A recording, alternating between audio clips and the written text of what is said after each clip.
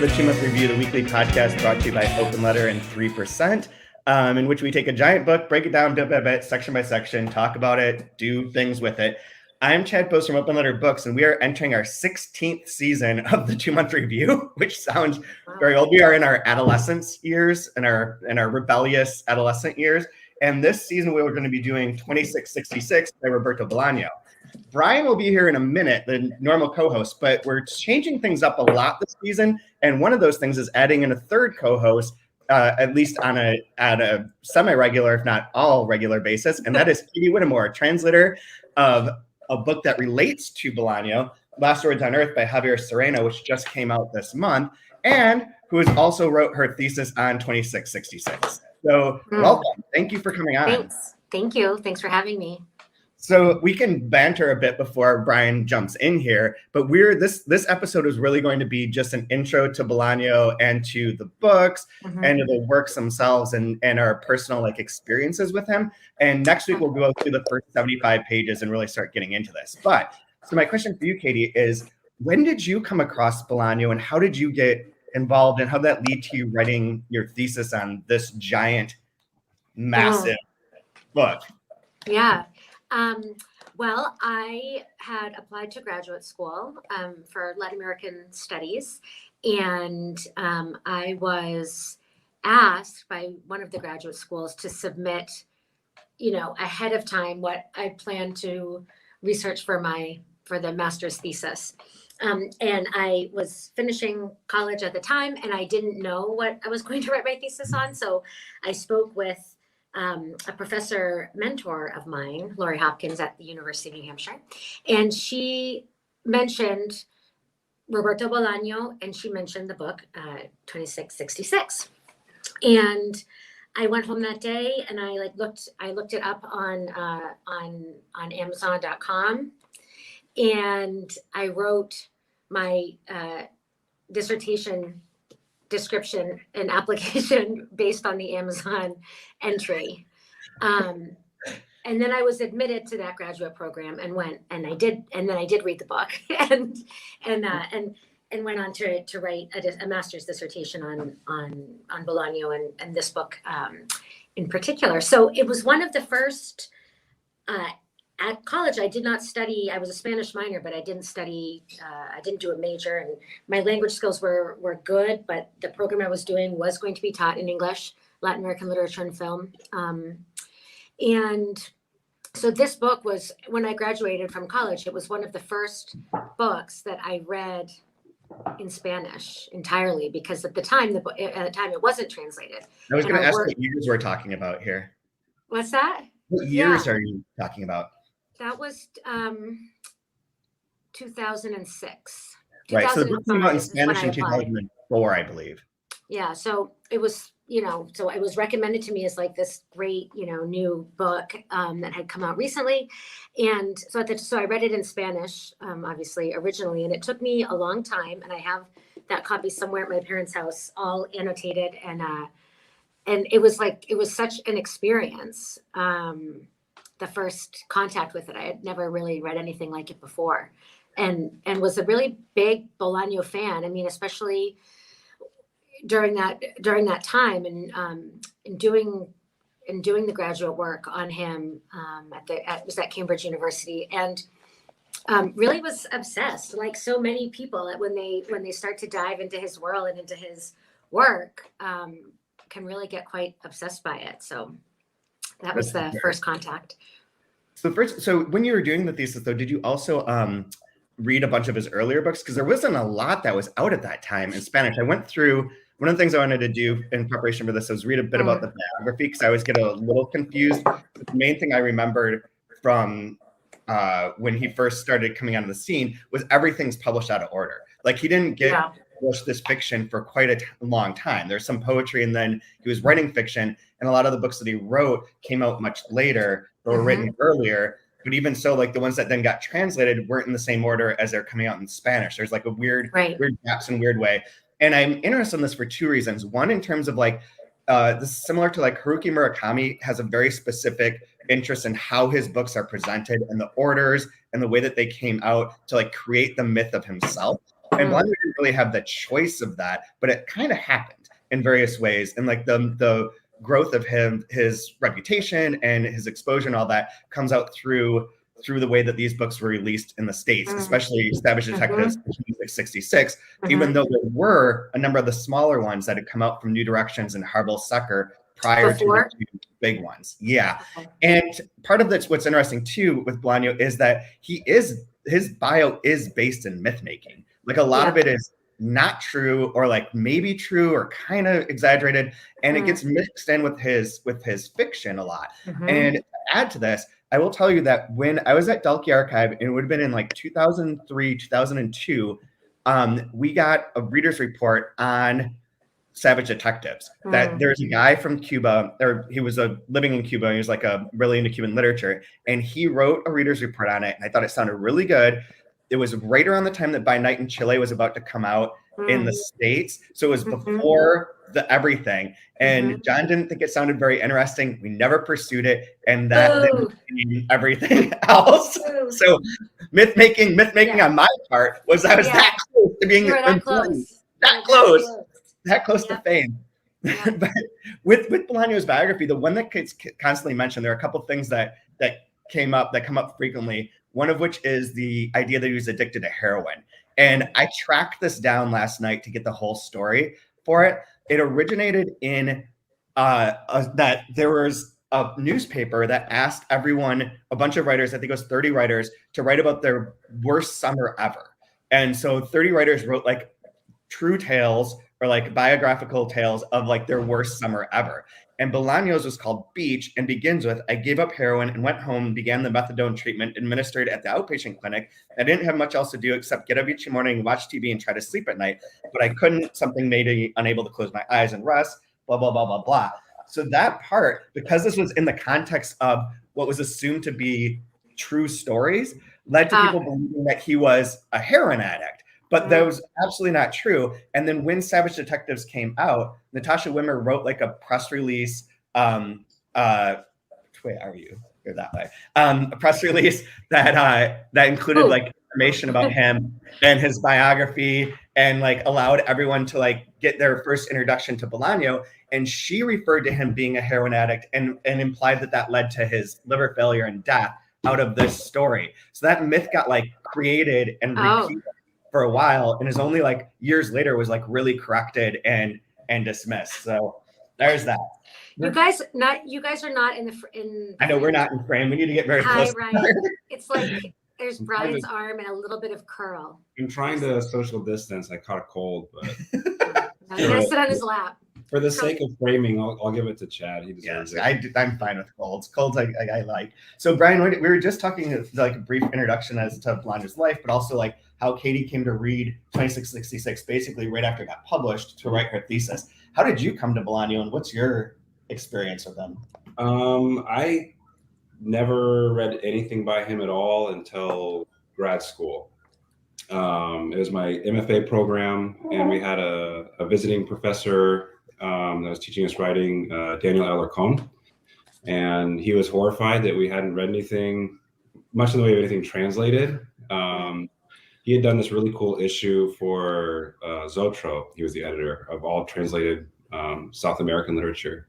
So he's like, all right, well, we're going to read Bolaño. We'll do something short. And so it was Distant Star was my favorite book of his that I read. I was really blown away at how huge it was and how compact it was at the same time. Yeah, that was one of the first ones I read as well. Yeah, it just took me by surprise that like, how come I've never heard of this author before? He's like, well, he hasn't been around for very long. But it's like, how does he have 87 books out? Like, if he hasn't been I don't understand what's going on here. He died so young too. Yeah. But like part of that is the idea, and we can switch over to talking for a minute about Last Words on Earth. But part of what his biography included was that he wrote for years and years and years, but wasn't accepted. And he was like always trying to get outside of the literary establishment and like be provocative and like be rebellious and not live in the big city, but move to like Blanes and get out of Barcelona and that scene. And none of that helps you in terms of getting your book published. But then he did, the first book that got published in Spanish was actually The Skating Rink. which would have been in 1993. And then Nazi Literature in the Americas, which is the most Borgesian book that he's written, in my opinion, is 96. Distant Stars 98. Savage Detectives Distant Stars 96 as well. Savage Detectives is 98. Then Amulet is 99. Then Monsieur Pain, which was a reprint, is 99. 2000 is By Night in Chile. 2002 is Antwerp, but that was written 22 years previous. Then A Little Novelita is 2002, which that was part of a series that that Rodrigo Frazan's Mantra is part of too. It was commissioned books about specific cities, and I believe that was about Venice, and Mantra is about Mexico City. But they wrote them for this commission series on like the millennium and big cities throughout the world. And then 2666, the last book that came out posthumously, but was the last book he was writing at the time of his death, comes out in 2004. So yeah, so it's a lot of things, but like in a weird time. What about the short story collection? Sorry, I'm digging through a box of books where apparently I have a lot of my Bolaño books in this random box, so that's why I'm not sitting still. But what about the story collections? So the first story collection, there's Putas Asesinas, 2001, and Llamadas Telefónicos is 1997. Those two are Last Evenings on Earth and The Return in English, but they don't correspond. They have stories from both volumes. From different, okay. Yeah, but they're both at the turn of the century as well. Then The Inseparable Gaucho, 2003, and then the other ones are posthumous as well. Secret of Evil Cowboy Graves. And I think that we're going to keep getting, like for a long time. And I wonder, from your perspective, Katie, like when you were studying him and writing this, was really when it was like taking off. Like it was about to actually, because like By Night in Chile comes out in English in, I want to say 2002. I can tell you if I can find it. 2003. Yeah, so 2003. Then you're reading this in 2005, 2006. And that's when then Savage Detectives comes out and he explodes. And there's New Directions and FSG writing alongside each other. And then I feel like after he became that household name with 2666, there's that inevitable sort of like, not backlash, but cooling of interest. And I wonder if that's how that was perceived in the Spanish-speaking world and literary world, if you have any takes on that, or if you think that happened and like maybe his time is coming back again. I mean, I can offer opinions. I don't have any facts. We don't even have opinions. No, okay, so that's fine. Yeah. I don't know in terms of like a backlash in the Spanish speaking world toward the work or his fame. I do know, and it would be interesting to have to interview someone about this, or to have someone talk to us about this in terms of like controversies, that were set up that happened after his death between family members and editors and friends. And I think, for a while he was appearing, he just was becoming like ubiquitous. He was appearing in Javier Cercas's work as a character, and there's even a Carmen Bullosa story, and he's a character in that. Actually, I think it's one, we should find it, where it's about Bolaño when he's writing for the like little regional and city story contests and sending them off. So, I think it could be that there was some fatigue, sort of with the legend. I have not heard any arguments really like, that say, to say that he's not deserving of the legend. In other words, like people might be kind of, maybe people do have that kind of fatigue with somebody who becomes really, really big, but people aren't like trying to take down his writing from what I have perceived. Although, there definitely is criticism about the newer work. Well, the older work that is the newer work, right? It comes out, as they dig deeper, and actually in Javier Serena in Last Words on Earth, which is there's a Bolaño-esque main character, sort of speaks to that when he talks about the fact that it's like eventually, every scrap of paper that's found with this man's writing on it, every file on the computer is then deemed like, worthy of interest and worthy of being published and of being studied as part of this gigantic, body of work.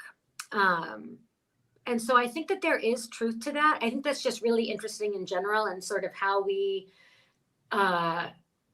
take in the work, that is so enormous. There's just so much material. And it's not just Bolaño, but other sort of, greats. How do we read and interpret and think about sort of those first attempts at literature,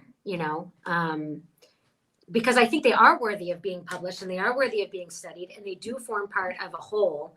But I think we have to truthfully and honestly criticize, work that isn't someone's best either. Yeah. What is your feeling about his poetry? Were you never a poetry reader? It seems like the most divisive of his works. I've had people be like, it's garbage, and other people be like, it's the greatest thing ever. Well, isn't that poetry? Isn't that all poetry? Is that? I think that. I mean, isn't that all poetry? Like, like who's should leave that there. No, I mean, in terms of like someone's, it's such a subjective. I think reading poetry and appreciating poetry is even more subjective than prose, possibly. That's just an opinion. I mean, I actually have, I have the Universidad Desconocida right here. Yep. And I mean, I love it, but I'm such a Bolaño fan, and I had such a ginormous literary crush on him that the poetry was just going to make my heart, flutter, and my brain do somersaults. In terms of what a poet would say when they analyze this and they look at it, what poets look at, I definitely can't speak to that. But but there were some interesting pieces in this too that were, not just the poetry, but sort of these little vignettes and snapshots.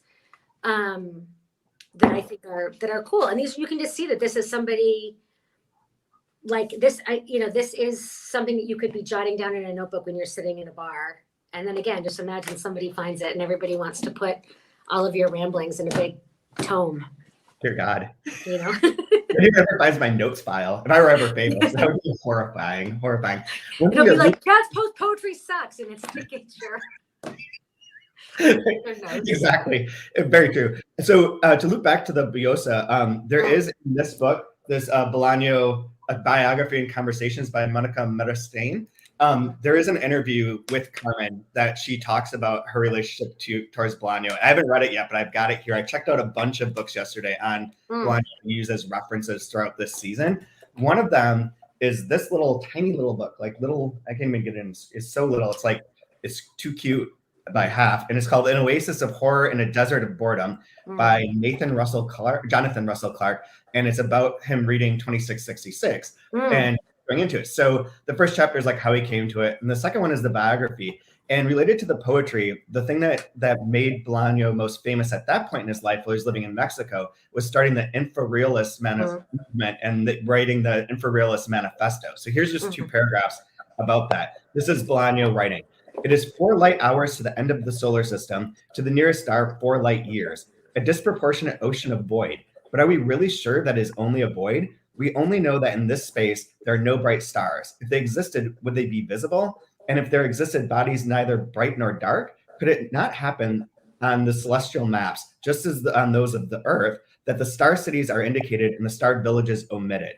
And then it goes on, this is Russell Clark talking, Bolaño evokes a literature of empty space, or rather the literature heretofore blackened out by the establishment, and equates the movement with revolution and life, saying they are all one and the same. The poet and translator Jose Vicente Anaya originally suggested calling the movement vitalismo. He also said Bolaño's explanation of why he wanted us to call ourselves infrarealists was very seductive. It referred to science fiction and black holes transiting infrareal spaces. The manifesto is, despite its avant-garde form, a predictably youthful declaration. Later, Bolaño would equate the infrarealist with college-age pretentiousness, saying, what we did was annoy everyone.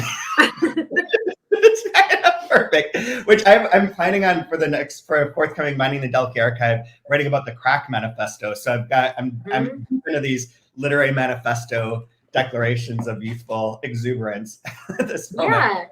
Yeah.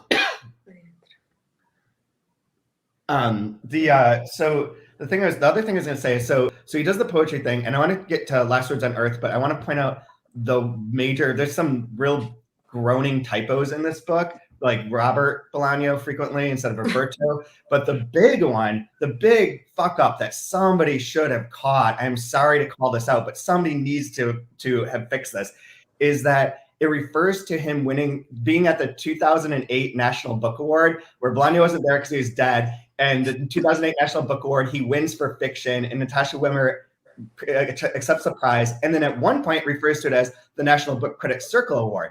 Bolaño is not eligible for the National Book Award. Bolaño did not win the National Book Award in 2008. Bolaño did win the National Book Critics Circle Award in 2008. And it's an entirely different ceremony than the one that's described in this little recollection.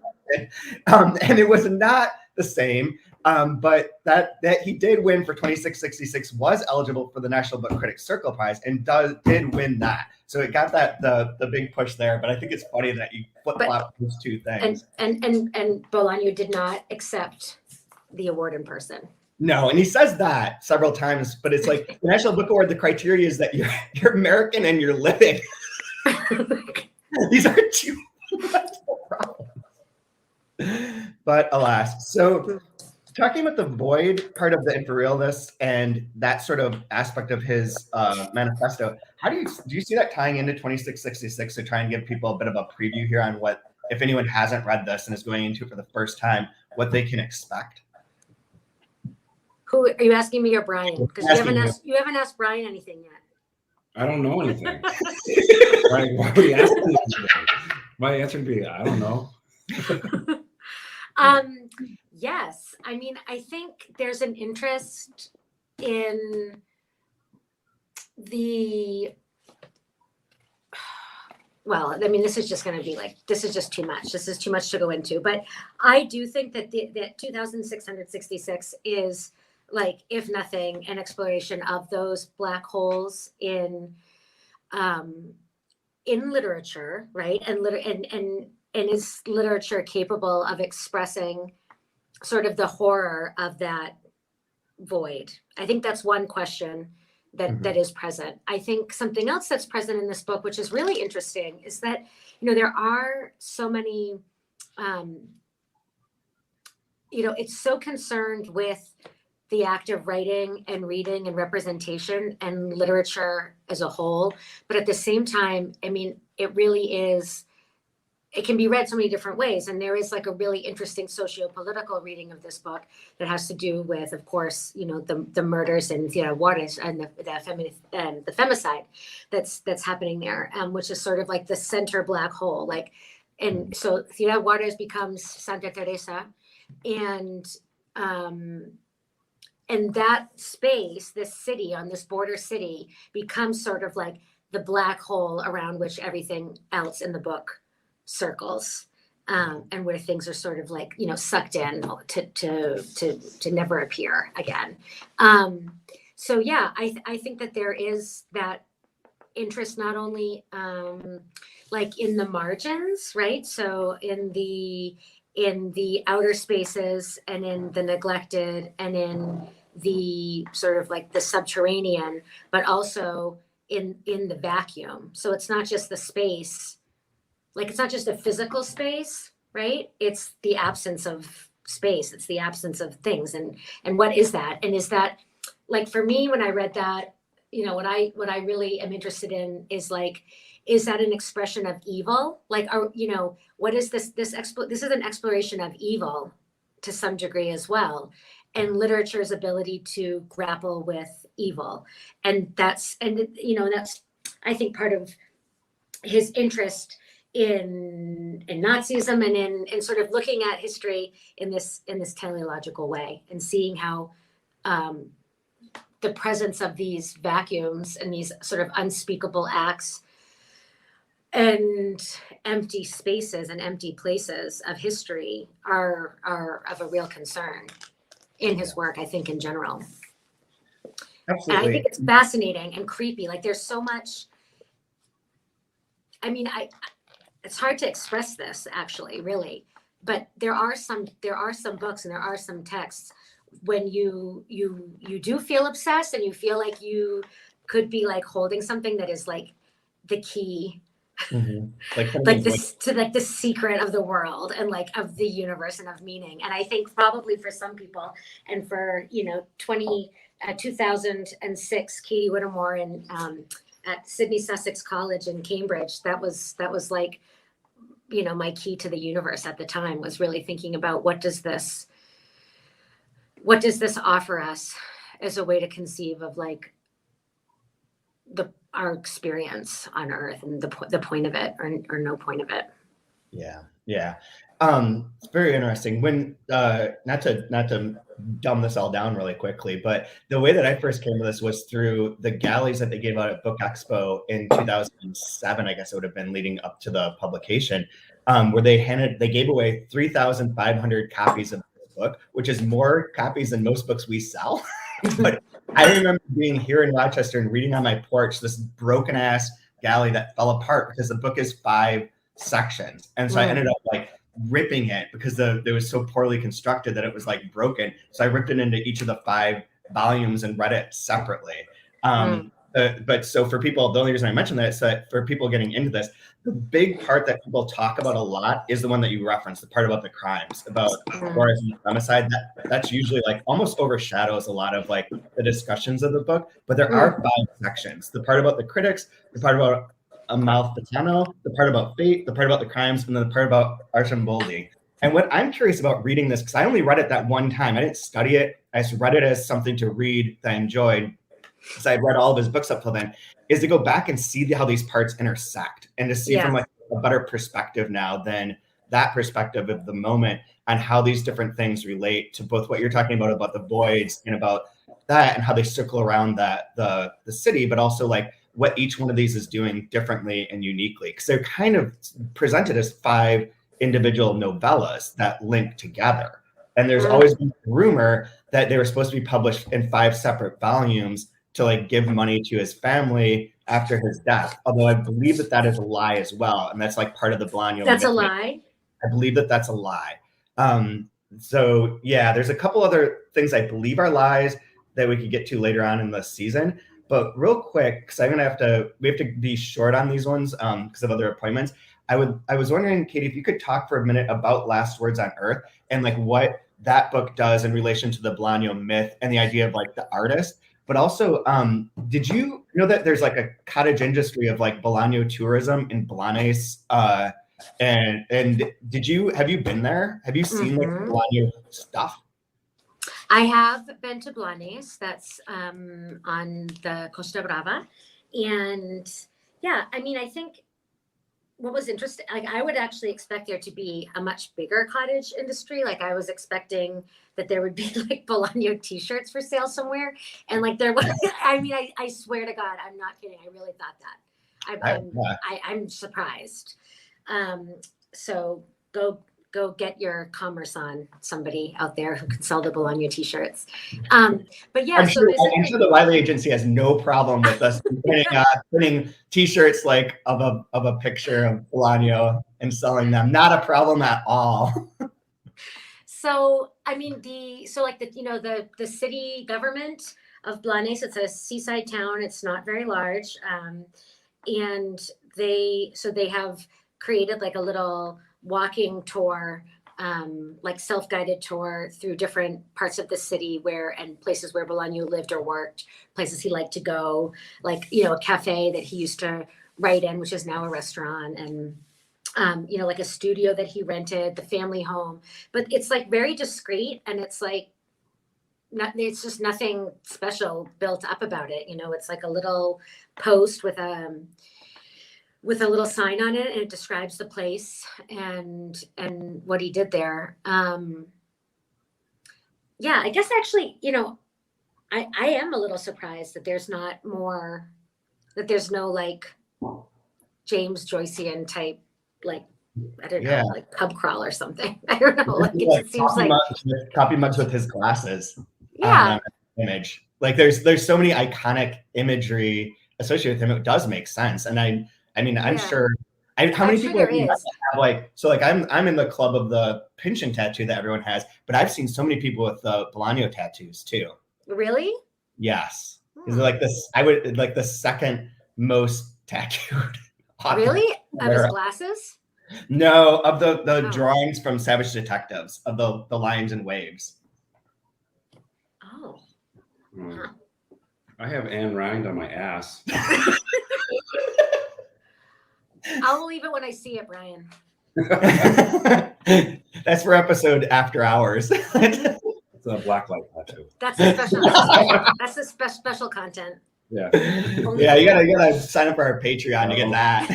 Some OnlyFans page. We should have a TMR OnlyFans page. That would be the best. Make no sense whatsoever. I don't think we're going to be making any big bucks off of that. Yeah.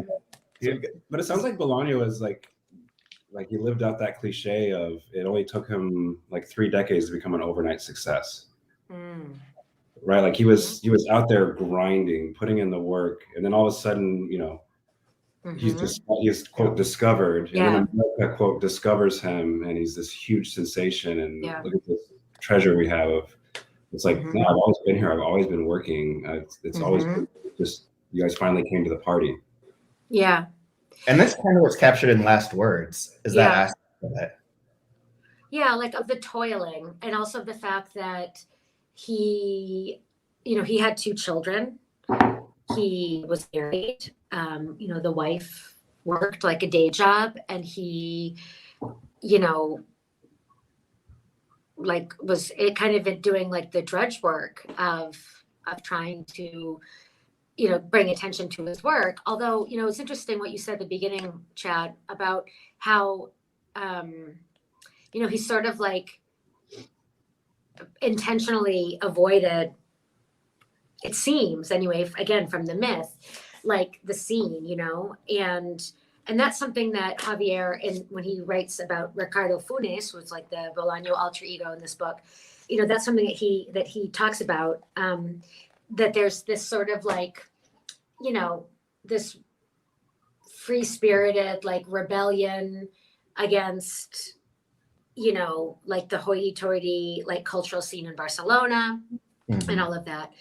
And I think to some extent, like that's very interesting and that's very romantic. But then the reality is, like, you go to Blanes where he really did live for like those decades, and it's like it's just a sleepy little like tourist city. It's not. I mean, there's like a quaint part of it, and there's a seaside promenade and all of that. But it's not even like the most picturesque. I mean, it's a really beautiful place, but it's not even like it's like some undiscovered picturesque fishing village, and so you can imagine that here this person is who now is of like the most incredible world renown, who also has this whole legend built up around him, but behind a sort of like mystique and danger and the little and rolly cigarettes and the glasses and the whole thing. And like he was just hanging out in this little town. Yeah. And he was the dad. Yeah.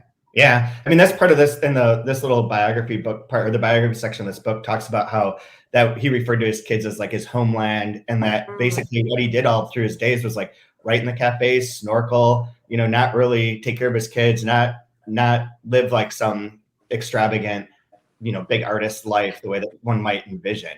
Yeah. Or right. Or like it, like to bring it even further, like, a truly romantic image would be to imagine him sort of like frozen in time as like that, like 20 something, who was like really on the edges of like the poetry scene in Mexico City.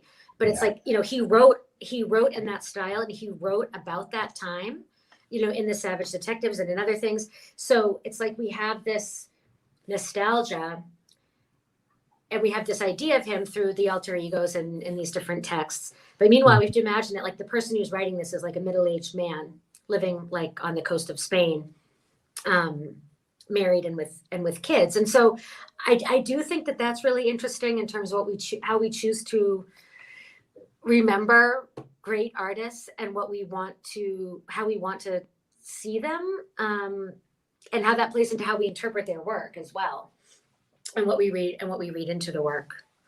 I had something else, but I forget. I think one of the things we could do throughout this season as a fun game is to build up your myth, Brian, for when you become super famous overnight in 30 years. And so you need to have a myth of like where your origin story and how you toiled away and everything. Mm-hmm. So, yeah, so create that. Yeah. I'll get started. I don't know any heroin dealers in town. I'll just go on. Just go to Washington Square Park. I'm sure I can find one. No big deal. No big deal. There's a question for you, Katie, from the chat that asks if you have read this biography and if you would recommend it. I've not read it. Okay. But So can't answer your question, but we will read it. We're gonna have I think what I would say about, if I would recommend for people that are interested, like, I would say we should just read everything. Like, this is part of the myth making as well, is like taking from all these different texts and these different ideas and people who knew him and, people who know the real Bolaño, like, who is that, and who is that as viewed by, X person. So I'm trying to think, I was looking for it earlier in my box. Let's see. I don't know where it is, but I think so much has been. I think what's really interesting are like when the friends and his editors and people and other writers, his contemporaries at the time, were sort of eulogizing him and writing about him and like commemorating him early on, like in the early 2000s, right after his death. I think it would be really interesting to go back and revisit those writings and look at them now, like 20 years later, what still holds. And, what are like those contemporaries up to?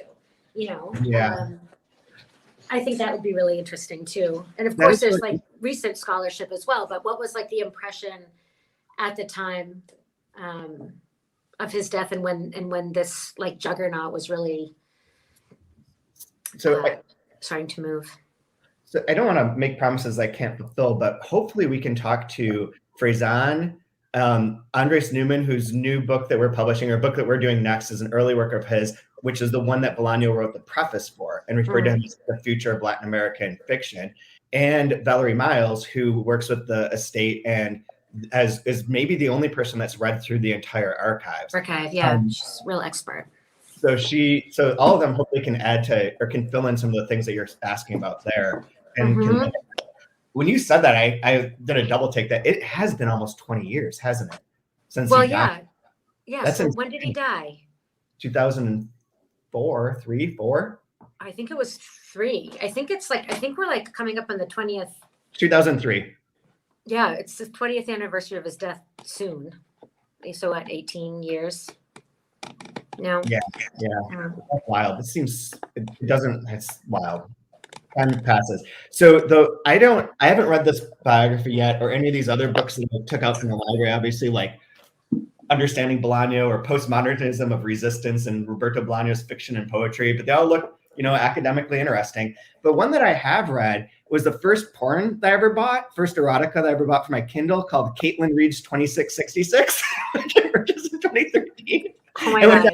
You in the chat and on our show notes. And you just have to click on this for no other reason than to look at the jacket cover, because it's amazing. But it is literally the whole story of this is that it is this girl, Caitlyn, who is in a library, who's getting super horny reading parts of 2666. It's like the sort of Nazi sex scene, I believe, is the part that's in there. And it's like, it's just a reprint of part of this book with a frame tale of this woman getting super turned on and horny for Caitlyn. Wait, I can't see any of this.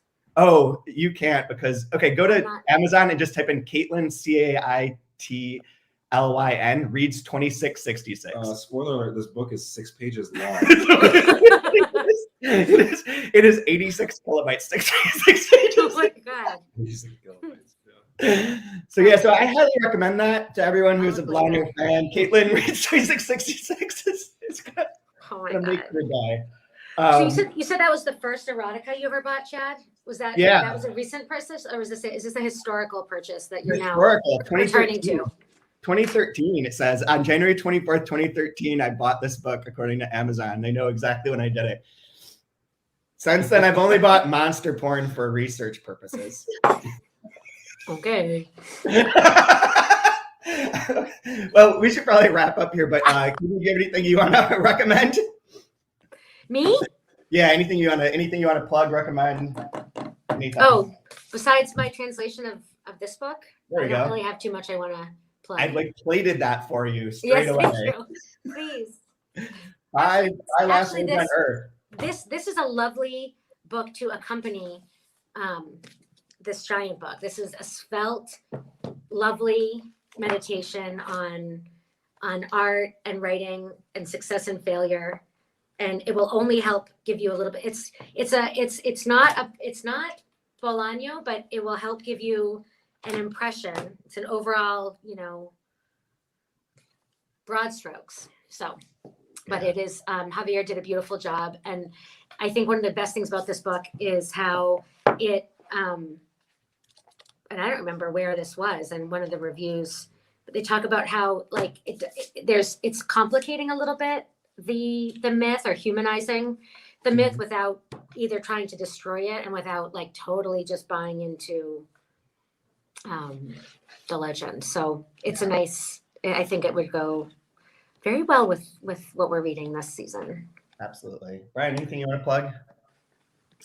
Absolutely nothing at all.